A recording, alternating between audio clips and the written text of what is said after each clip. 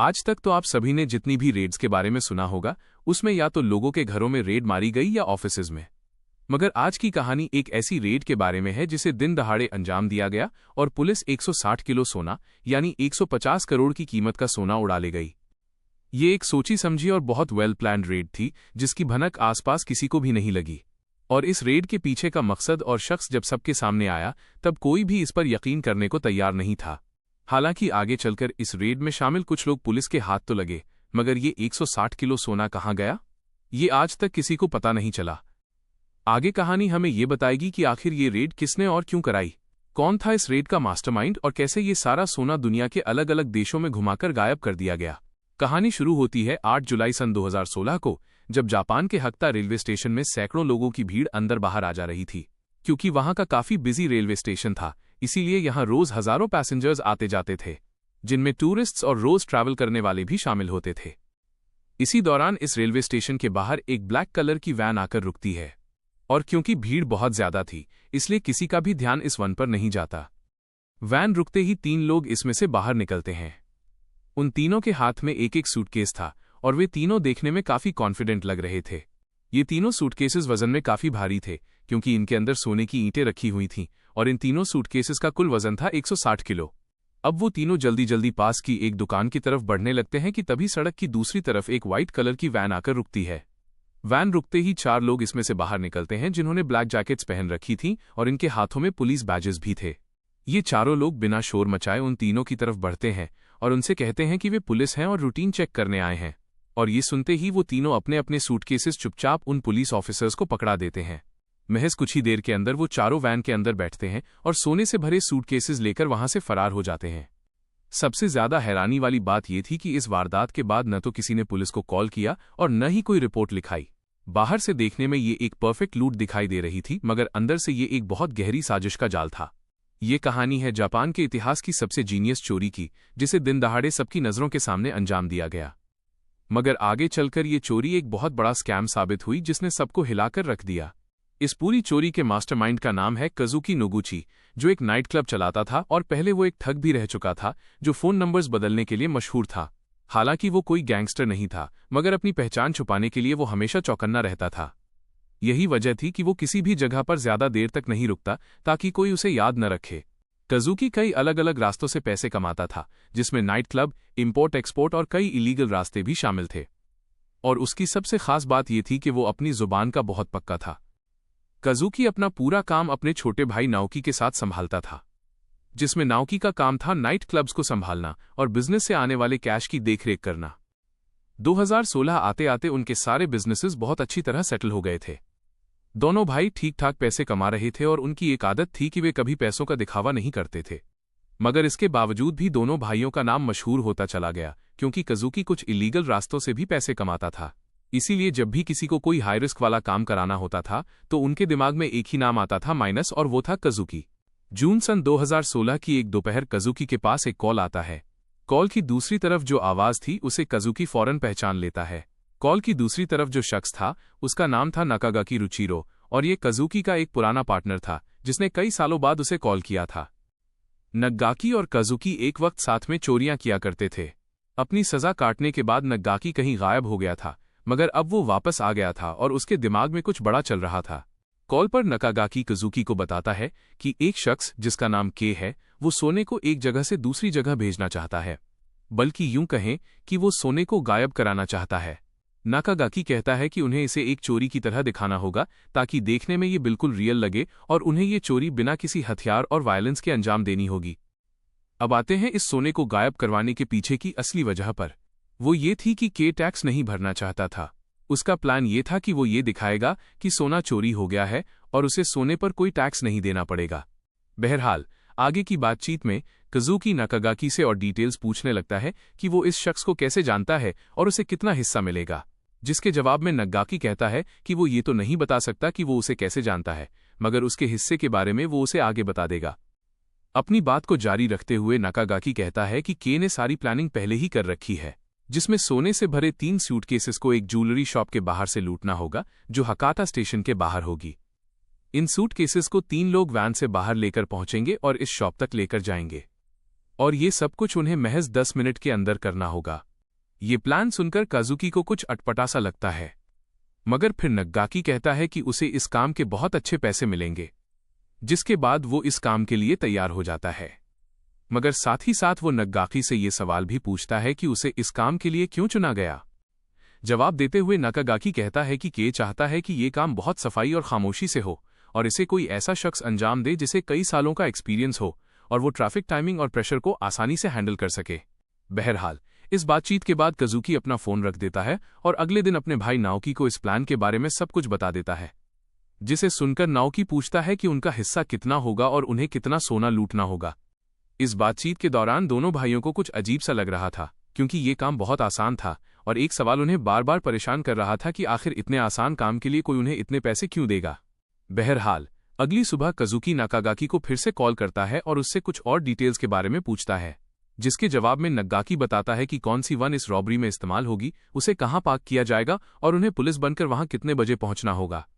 यह सुनकर काजुकी कहता है कि पहले वो हक्ता स्टेशन के बाहर जाकर सारी चीजों को समझेगा, माइनस वहां कितनी भीड़ है, जाने का रास्ता कैसा है और भागने में कितना समय लगेगा। अगर उसे कुछ भी ठीक नहीं लगा तो इस रॉबरी को अंजाम नहीं देगा। इस बातचीत के 3 दिन बाद काजुकी हक्ता रेलवे स्टेशन के बाहर खड़ा था और उसके साथ सिर्फ उसका भाई नाओकी था। उन दोनों ने अपनी कार को सुबह सूरज निकलने से पहले हकाटा स्टेशन के बाहर खड़ी कर दी और कार में ही बैठकर आसपास के पूरे एरिया पर नजर रखने लगे। जैसे जैसे दिन चढ़ता गया, भीड़ बढ़ती चली गई और वे दोनों खामोशी से हर चीज पर बहुत बारीकी से नजर रख रहे थे। क्योंकि उन दोनों ने कुरियर कंपनी के यूनिफॉर्म पहन रखे थे, इसीलिए किसी को उन पर कोई शक नहीं हुआ। फिर आखिरकार 8 जुलाई सन 2016 को वो दिन आ गया। सुबह लगभग 8:45 पर दोनों कार्स को हकाटा रेलवे स्टेशन के बाहर पार्क कर दिया जाता है। टोयोटा नोवा को बिल्कुल स्टेशन के सामने पार्क किया गया था, जबकि स्विफ्ट कार को थोड़ी दूर एग्जिट रूट के पास पार्क किया गया था। टोयोटा नोवा के अंदर काजुकी और नाओकी बैठे थे। वे हर 10 मिनट में अपनी घड़ियों की तरफ देख रहे थे। लगभग 9:28 पर एक ब्लैक कलर की वैन हकाटा स्टेशन के बाहर आकर रुकती है और उसमें से 3 लोग बाहर निकलते हैं, जिनके हाथों में एक एक सूटकेस था। अब तक सभी चीजें उनके प्लान के मुताबिक चल रही थीं। तभी काजुकी और नाओकी इधर उधर नजरें दौड़ाने लगते हैं ताकि उन्हें कोई देख न रहा हो। उधर ब्लैक वैन से निकलकर वे तीनों शख्स ज्वेलरी शॉप की तरफ बढ़ने लगते हैं। तभी काजुकी और नाओकी अपनी वन से बाहर निकलकर उनकी तरफ बढ़ने लगते हैं। वे दोनों बिना कोई शोर मचाए एकदम खामोशी से रोड क्रॉस करते हैं और इन तीनों लोगों के पास पहुंचकर उन्हें रोक लेते हैं। इसके फौरन बाद काजुकी अपना बैज दिखाते हुए उनसे कहता है कि वे पुलिस हैं और साथ ही ये भी कहता है कि उन्हें एक टिप मिली है कि इन सूटकेसेस में इलीगल सोने की स्मगलिंग हो रही है। ये सुनते ही उन तीनों ने न तो कोई सवाल पूछा और न ही कोई बहस की। चुपचाप उन्होंने तीनों सूटकेसेस काजुकी के हवाले कर दिए, जिसके बाद नाओकी ने एक एक करके तीनों सूटकेसेस वैन में रख दिए। नाओकी जब ये सूटकेसेस वैन में रख रहा था, उसी दौरान काजुकी उस ब्लैक वैन के अंदर झांकता है, जिसमें 2 लोग और बैठे थे। वो उन दोनों से कहता है कि यह एक स्टैंडर्ड चेकिंग प्रोसीजर है और वे वैन से बाहर आ जाएं। इस चेकिंग के दौरान वैन के अंदर उन्हें एक और सोने से भरा सूटकेस मिला और साथ ही एक शोल्डर बैग भी मिला, जिसके अंदर वॉलेट, आईडी, पासपोर्ट और एटीएम कार्ड्स रखे थे। ये सारा सामान उन्हें वैन की सीट के नीचे से मिला और वे ये सब उठाकर साथ ले जाते 459 हैं। लगभग 7 मिनट के अंदर यानी 9:35 पर सोने से भरे सूटकेसेस और ये शोल्डर बैग वैन के अंदर थे और काजुकी अपनी टोयोटा नोवा को लेकर भीड़ में कहीं गुम हो जाता है। काजुकी की गाड़ी निकलने के बाद वहां खड़ी स्विफ्ट भी उसके पीछे निकल जाती है। अब वे धीरे धीरे चुपचाप दोनों गाड़ियों को एक ही लेन में चला रहे थे। अपने साथ हुई इस वारदात के बाद वे तीनों वहीं शॉक में खड़े थे और उन्हें यकीन नहीं हो रहा था कि उनके साथ क्या हुआ है। बहरहाल काजुकी और उसकी गैंग अब हाईवे से होते हुए यामागुची के ब्रिज पर पहुंचते हैं और वहां रुक जाते हैं। रुकने के बाद वे सभी सूटकेसेस को खोलते हैं और सोने की ईंटों की गिनती शुरू करते हैं। इसी दौरान गैंग का तीसरा मेंबर सभी पुलिस यूनिफॉर्म्स, बैजेस और शोल्डर बैग को नीचे नदी में फेंक देता है। क्योंकि ये दोनों कार्स रेंट पर ली गई थीं, इसीलिए इन्हें वापस कर दिया जाता है। फिर काजुकी अपनी गैंग के साथ गायब हो जाता है। इस पूरे सोने में से 10 ईंटें निकालकर काजुकी अपने पास रख लेता है और बाकी 150 ईंटें टोक्यो भेज दी जाती हैं। फिर काजुकी और नाओकी वेस्ट हिरोशिमा की तरफ निकल जाते हैं। चूंकि वो रेड की कार्स वापस कर चुके थे, इसलिए गैंग के बाकी 2 मेंबर्स भी दूसरी कार हायर करते हैं और किसी दूसरे शहर निकल जाते हैं। वजह ये थी कि कोई उन्हें ट्रैक न कर सके। हालांकि इस चोरी से जुड़े सारे सबूत minus fake badges, police jackets और शोल्डर बैग माइनस उन्होंने पहले ही ब्रिज के नीचे नदी में फेंक दिए थे। मगर उनसे एक गलती हो गई थी, वो ये कि शोल्डर बैग के अंदर एक फोन था जिसे उन्होंने चेक नहीं किया था। जो शख्स सोने की ईंटों को टोक्यो लेकर गया था, उसकी मुलाकात कत्सू नाम के एक शख्स से होती है। ये शख्स पहले कभी कजुकी के साथ काम कर चुका था। इस लूट का आखिरी पड़ाव की जिम्मेदारी कत्सू को ही दी गई थी, जिसमें उसे सोना चुपचाप गायब करना था। और 1 महीना खत्म होते होते पूरा सोना गायब हो चुका था।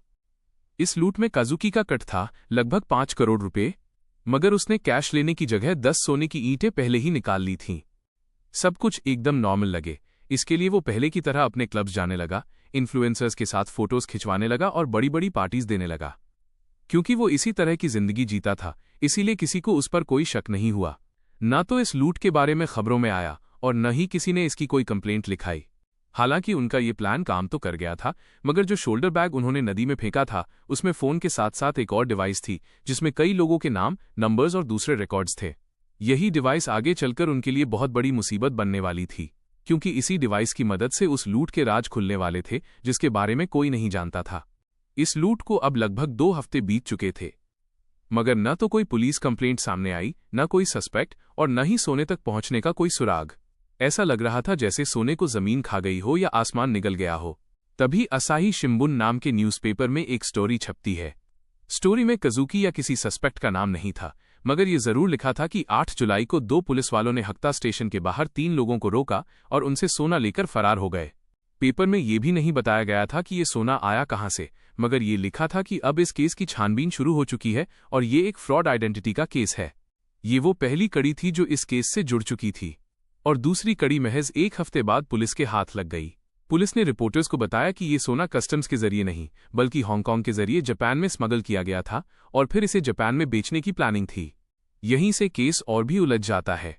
हालांकि जिन 3 लोगों से ये सोना चुराया गया था, उन्होंने पुलिस कंप्लेंट तो नहीं कराई, मगर इसके बारे में उन्होंने किसी को बताया जरूर था और वहीं से ये बात घूमते घूमते पुलिस तक पहुंच गई। पुलिस तक ये खबर पहुंचते ही ये नेशनल न्यूज़ बन गई, जिसे हर न्यूज़ चैनल पर दिखाया जाने लगा। अब पुलिस इसे लूट नहीं बल्कि इलीगल स्मगलिंग के नजरिए से देख रही थी, जिसे नकली लूट दिखाकर छुपाया गया था। उधर नगोया के पुलिस स्टेशन में एक टास्क फोर्स टीम तैयार की जाने लगती है जो इस केस पर काम करने वाली थी। उन्होंने अपनी छानबीन की शुरुआत किसी सस्पेक्ट से नहीं, बल्कि उस क्राइम सीन से की जहां ये वारदात हुई थी। सबसे पहले उन्होंने सीसीटीवी कैमरास को खंगालना शुरू किया, जिसमें एक व्हाइट वैन दिखाई देती है और वो किस रास्ते से भागे, मगर इस वैन पर लगी नंबर प्लेट नकली थी, इसीलिए वे उस कार को ट्रेस नहीं कर पाए। कजुकी और नाओकी हर कैमरा एंगल के बारे में बहुत अच्छी तरह जानते थे, इसीलिए उन्होंने अपने चेहरे किसी भी कैमरा में नहीं आने दिए। यही वजह थी कि पुलिस के हाथ कोई भी सॉलिड सबूत नहीं लग रहा था। पुलिस अब धीरे धीरे इस केस में नाउम्मीद होती जा रही थी कि तभी इस केस से जुड़ा सबसे अहम सबूत माइनस मोबाइल फोन माइनस उनके हाथ लग जाता है। ये वही मोबाइल था जो उन्होंने ब्रिज के नीचे नदी में फेंका था। जब इसे निकाला गया तब ये बुरी तरह डैमेज था, मगर इसकी मेमोरी अभी भी सलामत थी। इस मोबाइल के साथ साथ पुलिस को वो शोल्डर बैग और डिवाइस भी मिल गई, और यहीं से उनके सामने कई नाम आए और इस पूरे केस का रुख बदल गया। अब पुलिस को सोने के साथ साथ उन लोगों को भी ढूंढना था जिन्होंने इसे गायब किया था। अगस्त आते आते पुलिस कुछ नामों की लिस्ट तैयार करती है।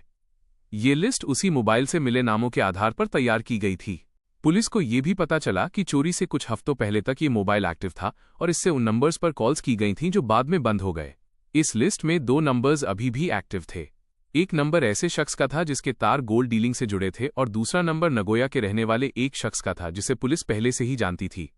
इसी नाम के आधार पर पुलिस कजुकी के भाई नाओकी तक पहुंच गई, मगर उन्होंने उसे फौरन अरेस्ट नहीं किया और उसके खिलाफ एक जाल बिछाना शुरू कर दिया। अब पुलिस ने हत्ता स्टेशन से मिले वन के सीसीटीवी फुटेज को और बारीकी से देखना शुरू किया और फिर ये वन उन्हें यामागुची के ब्रिज के पास भी दिखाई दी, जहां नदी से उन्हें ये बैग मिला था।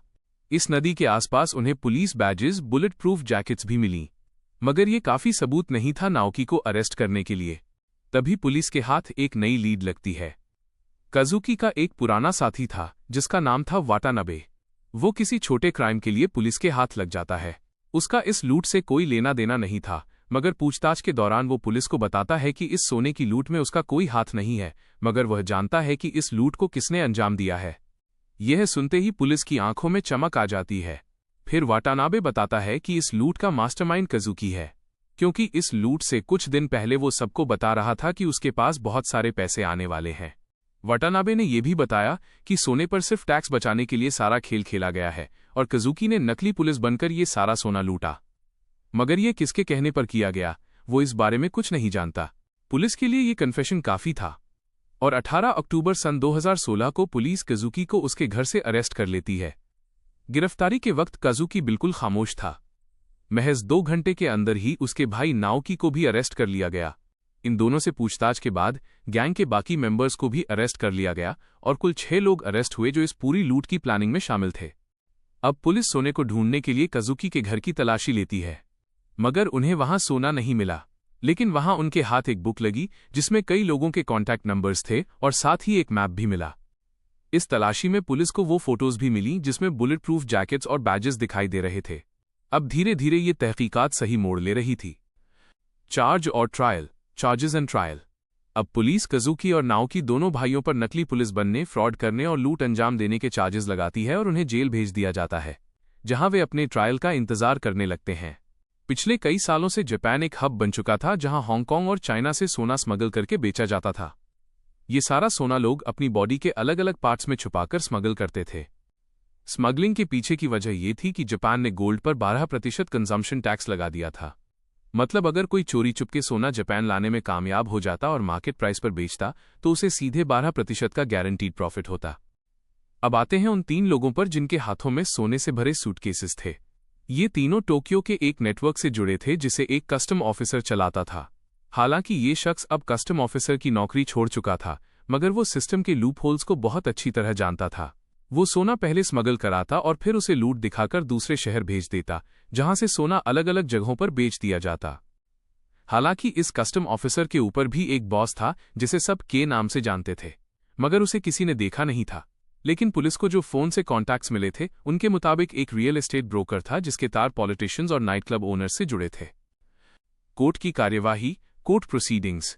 जिन 3 लोगों से सूटकेसेस लूटे गए उन्होंने कभी पुलिस कंप्लेंट नहीं की, मगर उनके वकीलों का कहना था कि ये सारा सोना जापान में लीगली लाया गया था और वे इसे किसी सेफ जगह पर रखने जा रहे थे। हालांकि कोर्ट ने इस बात को खारिज कर दिया और सभी से पूछताछ के ऑर्डर्स दिए, मगर कोई नहीं बता पाया कि ये सारा सोना लीगली लाया गया था या स्मगल किया गया था। बहरहाल काजुकी और नाओकी दोनों भाइयों का कोर्ट ट्रायल सन 2017 में फुकुओका कोर्ट में शुरू होता है। कोर्ट में अपनी दलील पेश करते हुए प्रोसिक्यूटर पूरे सीसीटीवी फुटेज की एक एक डिटेल कोर्ट को दिखाता है और साथ ही नकली पुलिस बैजेस और यूनिफॉर्म्स भी कोर्ट में पेश किए जाते हैं। प्रोसिक्यूटर का कहना था कि वैन के वहां पहुंचने और सूटकेसेस लूटने की टाइमिंग भी बिल्कुल मैच कर रही है, जो काजुकी के इस लूट में शामिल होने की तरफ इशारा करती है। काजुकी के वकील ने कहा कि वैन उस वक्त वहां मौजूद थी, मगर काजुकी ये सोना लूटने नहीं बल्कि अपने क्लाइंट के लिए एक जगह से दूसरी जगह पहुंचाने गया था और वो एक रिकवरी एजेंट के तौर पर भी काम करता है। जज इस दलील को खारिज करते हुए कहता है कि इस लूट को बहुत सफाई से अंजाम दिया गया है और मिले सबूतों से ये पता चल रहा है कि ये एक लूट ही है। सजा और रहस्य, सेंटेंस एंड द मिस्ट्री। अप्रैल सन 2017 में काजुकी को 9 साल की सजा सुनाई जाती है और उसके भाई नाओकी को 8 साल की, जबकि गैंग के बाकी मेंबर्स को 5 से 7 साल के बीच सजा सुनाई गई। हालांकि ये आज भी पता नहीं चल पाया कि के नाम का शख्स कौन था जो इस पूरे प्लान का मास्टरमाइंड था और कैसे इतना सारा सोना जापान में स्मगल किया गया।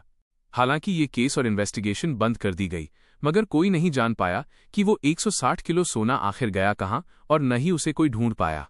आपको यह कहानी कैसी लगी? कमेंट सेक्शन में लिखकर जरूर बताएं। चैनल को लाइक और सब्सक्राइब करें। मिलते हैं नेक्स्ट वीडियो में।